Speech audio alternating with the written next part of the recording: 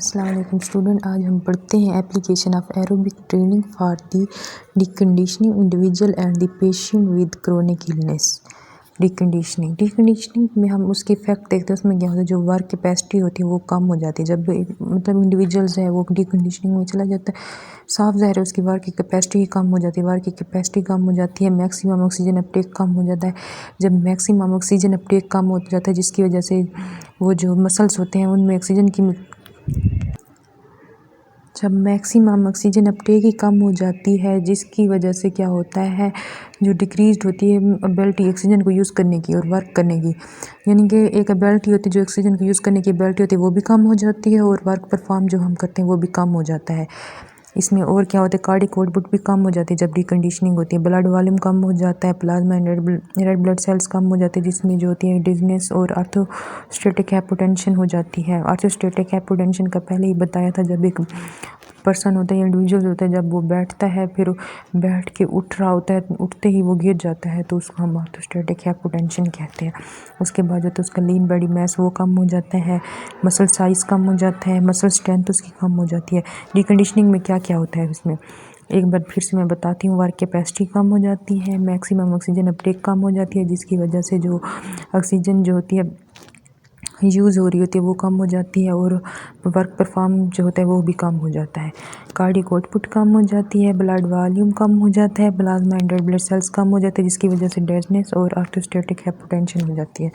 उसके बाद जो होती है लीन बॉडी मास कम हो जाता है, मसल साइज़ कम हो जाता है, मसल स्ट्रेंथ कम हो जाती है, डिस्पीनिया यानी कि शार्टनेस ऑफ ब्रेथ हो जाती है, एक्टिविटी जो होती है वो कम हो जाती है, हार्ट रेट एक्टिविटी में कम हो जाती है, हार्ट रेट और बीपी जो होते हैं वो इंक्रीज़ हो जाता है, और जो होती है बोन डेंसिटी जो होती है वो कम हो जाती है जिसकी वजह से ऑस्टियोपोरोसिस हो जाते हैं या फ्रैक्चर हो जाते हैं, और यूरेनिक कैल्शियम जो होता है वो इंक्रीज़ हो जाता है। यूरेनिक कैल्शियम की जो एक्सक्रीशन होती है वो इंक्रीज़ हो जाती है। अब इसके इफेक्ट में डिकंडीशनिंग में क्या था, मतलब डिकंडीशनिंग है तो हम जो पेशेंट होता है या कोई भी इंडिविजुअल्स होता है उसकी वर्क की कैपेसिटी कम हो जाएगी वो, और मैक्सिमम ऑक्सीजन अपटेक जो लेते हैं वो भी कम हो जाएगा। मीन्स के इसमें ना अब बंदा अपना दिमाग चलाए ना उसको पता चल जाता है डिकंडीशनिंग में क्या क्या होता है।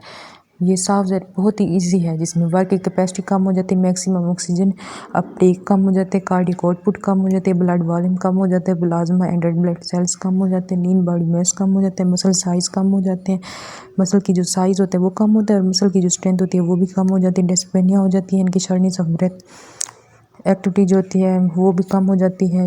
यानी कि जब वो डिकंडीशनिंग में है साफ ज़ाहिर उसकी एक्टिविटी भी कम हो जाएगी, हार्ट रेट इंक्रीज़ हो जाता है, उसका बीपी भी इंक्रीज़ हो जाता है, बोन डेंसिटी जो होती है वो कम हो जाती है, ऑस्टियोपोरोसिस हो जाती है, और जो होता है उसकी क्या होता है फ्रैक्चर इंक्रीज़ हो जाता है। यूरिक कैल्शियम जो होता है उसकी एक्सक्रीशन जो होती है वो भी क्या होती है बढ़ जाती है। उसके बाद जो होते हैं हम आगे पढ़ते हैं रिवर्सल डिकंडीशनिंग। रिवर्सल डिकंडीशन में क्या होता है, जो हार्ट रेट रेस्ट में होता है और हार्ट रेट एक्सरसाइज में होता है वो क्या होता है दोनों कम हो रहे होते हैं, डिक्रीज्ड हो रहे होते हैं। क्या होता है, जो हार्ट रेट रेस्ट में और हार्ट रेट एक्सरसाइज में होते हैं वो दोनों कम हो रहे हैं। तो उसके बाद जो बताते हैं यूरिनरी एक्सक्रीशन ऑफ कैल्शियम होता है वो कम हो रहा है, यहाँ पे कम हो रहा है वहाँ पे वो इंक्रीज़ हो रहा होता है, और स्ट्रोक वॉल्यूम ज़्यादा हो जाता है रेस्ट में और स्ट्रोक वॉल्यूम जो होते हैं एक्सरसाइज में ज़्यादा हो जाता है, यानी कि इसमें दोनों एक्सरसाइज और रेस्ट दोनों में जो स्ट्रोक वॉल्यूम होता है वो इंक्रीज़ हो जाता है। उसके बाद जो होता है कार्डिक आउटपुट जो होता है एक्सरसाइज के साथ इंक्रीज़ हो जाती है, टोटल हार्ट वॉल्यूम जो होता है वो भी इंक्रीज़ हो जाता है, लंग वॉल्यूम भी इंक्रीज़ हो जाता है, वाइटल कैपेसिटी भी इंक्रीज़ हो जाती है, मैक्सिमम ऑक्सीजन अपटेक इंक्रीज़ हो जाती है, सर्कुलेटिंग ब्लड वॉल्यूम भी इंक्रीज़ हो जाता है, plasma volume and red blood cell जो होते हैं वो भी इंक्रीज़ हो जाते हैं, लीन बॉडी मास भी जो इंक्रीज़ हो जाते हैं, माइटोकॉन्ड्रियल एंजाइम जो होते हैं वो भी इंक्रीज़ हो जाते हैं, और एनारोबिक सिस्टम जो होती है वो डिक्रीज़ हो जाता है। रिवर्सल डिकंडीशनिंग में क्या होता है, हार्ट रेट रेस्ट और एक्सरसाइज दोनों में हार्ट रेट जो होता है वो डिक्रीज यानी कम हो रहा होता है, यूरिनरी एक्सक्रीशन ऑफ कैल्शियम जो होती है वो कम हो रही होती है, स्ट्रोक वॉल्यूम रेस्ट और स्ट्रोक वॉल्यूम जो होता है एक्सरसाइज में वो भी कम हो जाता है, कार्डियोवास्कुलर कार्डिक आउटपुट जो होती है एक्सरसाइज के साथ वो क्या होती है वो इंक्रीज़ हो रही होती है, बढ़ रही होती है, टोटल हार्ट वॉल्यूम भी बढ़ रहा होता है, लंग वॉल्यूम जो होता है वो भी बढ़ रहा होता है, वाइटल कैपेसिटी भी बढ़ रही होती है, मैक्सिमम ऑक्सीजन अपटेक भी इंक्रीज़ हो रहा होता है, सर्कुलेटिंग ब्लड वॉल्यूम जो होता है वो भी इंक्रीज़ हो रहा होता है, plasma volume and red blood cell जो होते हैं वो भी क्या होता है इंक्रीज़ हो रहा होता है, लीन बॉडी मास जो होती है वो क्या होता है इंक्रीज़ हो रहा होता है, माइटोकॉन्ड्रियल एंजाइम जो होते हैं वो इंक्रीज़ हो रहे होते हैं, एनारोबिक सिस्टम जो होते हैं वो डिक्रीज़ हो रहे होते हैं। आगे हमारा जो है आगे हम पढ़ते हैं adaptation for those activity limitation and participation restriction. इसमें हम सबसे पहले जो है हम उसको डिटरमाइन करने के लिए उसकी टेस्टिंग करवाते हैं। कौन सी टेस्टिंग कराते हैं? जिसमें हम यूजिंग करते हैं व्हील चेयर ट्रेडमिल अपर एक्सट्रीमिटी एर्गोनोमीटर। उसमें हम उसके अपर एक्सट्रीमिटी जो है उसको एर्गोमीटर के जरिए करते हैं और उसकी जो है व्हील चेयर ट्रेडमिल यूज़ करते हैं। और उसके बाद इसमें वो बताते हैं एक जो पेशेंट है उसको व्हील के चेयर के जरिए करवाते हैं। अगर पेशेंट पहले से ही व्हील चेयर पे है तो हम उसकी जो है अपर एक्सट्रीमिटी की एक्सरसाइज करवाते हैं। उसके बाद जो है उसकी एनर्जी एक्सपेंडिचर होता है उसको इंक्रीज़ करवाते हैं। एनर्जी एक्सपेंडिचर जो है वो तब इंक्रीज़ होता है, कब बढ़ जाती है? जब अल्टरनेट गेट होते हैं, जब गेट में तब्दीली आ रही होती है तो एनर्जी एक्सपेंडिचर भी बढ़ रहा होता है। उसके बाद हम इसके गोल्स देखते हैं। गोल्स में देखते हैं जो होते हैं इनिशियल लेवल्स ऑफ फिटनेस जो होता है, जो इसका गोल्स होता है एरोबिक एक्सरसाइज के गोल क्या होता है? उसका जो होता है इनिशियल लेवल ऑफ फिटनेस को मेंटेन्स करना होता है। ये उसके वो क्लिनिकल नीड्स की बेस पे भी हो सकता है या डिक्रीज। और इसका क्या होता है? ये डिकंडीशनिंग को कम करते हैं, क्रोनिक इलनेस को कम करती है। अब हम देखते हैं कौन कौन से इसमें इम्पेयरमेंट्स जो होते हैं कॉमन होते हैं। इसमें होता है ससेप्टिबिलिटी जो होती है वो इंक्रीज़ हो जाती है टू थ्रोम्बोइम्बोलिक एपिसोड्स।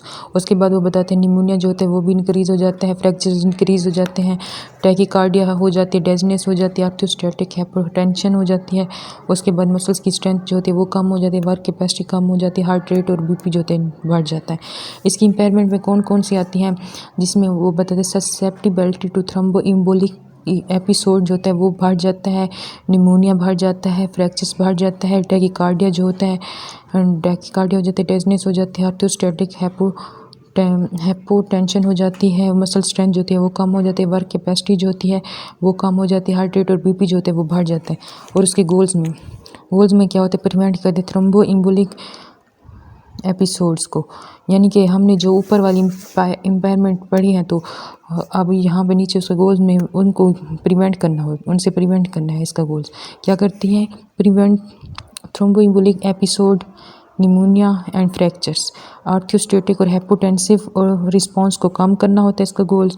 और improve ability to climb stair, यानी कि सीढ़ी पर चढ़ने की जो एबिलिटी होती है उसको इम्प्रूव करना होता है, हार्ट रेट और बीपी को कम करना होता है। इसका क्या होता है? जो होते prevent thromboembolic episodes, pneumonia and fractures को प्रिवेंट करना होता है, आर्थोस्टेटिक हाइपोटेंसिव रिस्पॉन्स को कम करना होता है, इम्प्रूव एबिलिटी क्लाइंबिंग स्टेयर्स को मतलब सीढ़ी पर चलने की जो एबिलिटी होती है उसको इम्प्रूव करना होता है। उसके बाद हार्ट रेट और बीपी को कम करना होता है। आउटकम्स में इसके क्या होती है? जो होती है improve pulmonary and cardiovascular metabolic response होता है उनको इम्प्रूव करना होता है। कौन से? पल्मोनरी, कार्डियोवास्कुलर, मेटाबॉलिक रिस्पॉन्स को इम्प्रूव करना। उसके बाद हम गाइडलाइंस में क्या करते हैं? उसका हार्ट रेट जो होता है उसको चेक करते हैं, डिटरमाइन करते हैं किसके लिए?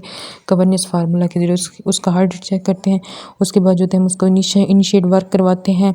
जो हम उसको वर्क इनिशिएट करवाते हैं उसमें लोअर इंटेंसिटी के साथ करवाते हैं, जैसे कि डेली की एक्टिविटीज़ होगी, वॉकिंग वगैरह होगी।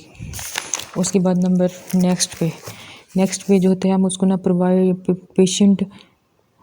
पेशेंट को जो होता है हम रिटर्न इंस्ट्रक्शन देते हैं। हम उसको ना एक इंस्ट्रक्शन जो होती है उसको हम हिदायत लिख देते हैं कि आपने इसके मुताबिक करना है, इस ऐसी एक्सरसाइज करनी है, इस तरह की हम उसको रिटर्न इंस्ट्रक्शन देखते हैं। उसके बाद जो होता है एजुकेशन प्रोग्राम करवाते हैं पेशेंट को, जिसमें प्रिकॉशंस होती हैं और जो होती है मॉनिटरिंग द हार्ट रेट, जिसमें हम उसकी हार्ट रेट को मीटर्स करते हैं और मेकिंग मॉडिफिकेशन को बनाते हैं। अब इसकी गाइडलाइन हम एक बार दोबारा से देख लेते हैं। इसकी गाइडलाइन में वो बताते हैं सबसे पहले हम उसका हार्ट रेट चेक करते हैं कवर्नेस फार्मूला के जरिए। फिर जो हम उसका वर्क जो होता है इनिशिएट करवा रहे होते हैं वो लोअर इंटेंसिटी के साथ करवाते हैं, जैसे कि हमारी डेली की एक्टिविटीज़ होगी, वॉकिंग वगैरह। उसके बाद नंबर 2 पे हम उसकी करवाते हैं प्रोवाइड पेशेंट को ना रिटर्न इंस्ट्रक्शन प्रोवाइड करते हैं ताकि वो क्या करे, मतलब उसके मुताबिक ही अपनी हेल्थ को मेंटेन कर सके। उसके बाद जो होता है एजुकेशन प्रोग्राम उसको देते हैं, यानी कि प्रिकॉशंस होती है उसमें मॉनिटरिंग दी हार्ट रेट हो गया, मेकिंग मॉडिफिकेशन हो गया। Thank you so much.